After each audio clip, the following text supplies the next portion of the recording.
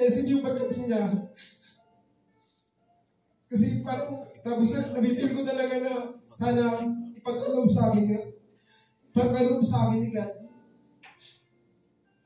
Kung deserve ko man yung pupuntahan ko, sana magawa ko yung,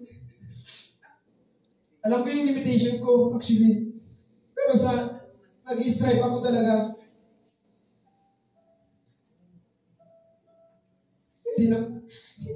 Seryoso po, hindi na po ako masaya sa EVRC. Parang nagiging masaya na lang ako kasi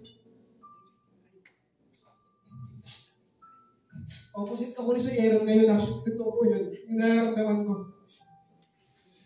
Hindi ko alam, pero hindi na yung excitement ko noon, di ba? Napapansin ko, hindi ako halos uma-absent. Hindi ako, pumapasok ako lagi, pero ngayon, pansin nyo, hindi ko lang sinasabi talaga. No, deep inside,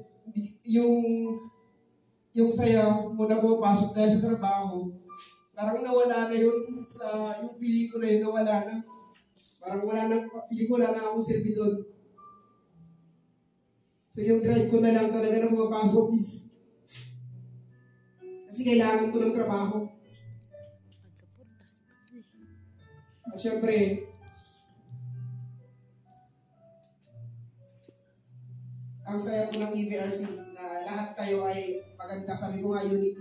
Ang hirap iwan ng EVRC dahil doon mo makifeel talaga na lahat pwede mong asahan, pwede mong sabihin yung gusto mong sabihin. Gusto kong humingi ng sorry sa lahat ng, alam ko, naiinis yung mga inaasar ko. Hindi ko intensyon na kung masaktan, mapahiyaman kayo. Nagre-reflect din ako pag-uwi ko eh. Lalo na pag may nasasabi ako sa isang tao at feeling ko no-offense. Pag-uwi ko, nagre-reflect talaga ako. Sana hindi ko na sinabi yun. Pero sabi ko nga, yun yung parang way ko para hindi ako ang hirap din kasi pag madami kang kinikimkim kung minsan, ang hirap. Kailangan mo talagang sabihin. Pero hindi mo masabi nga. Kaya dinadaan ko na lang sa pang-aasar. So, ayan. Maraming salamat po sa mga naging kaibigan ko nung pumasok ako sa EVRC for how many years.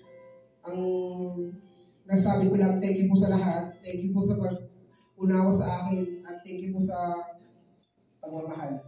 Thank you po.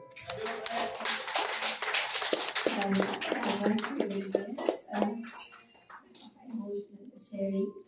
Okay.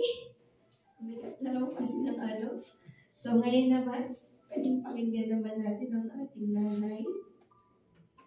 Kasi hakot awards si Ma'am Jean. Hakot awards na. Ang sasabihin ni Ma'am Jean ay regarding dun po sa mga natanggap nilang mga letters, love notes,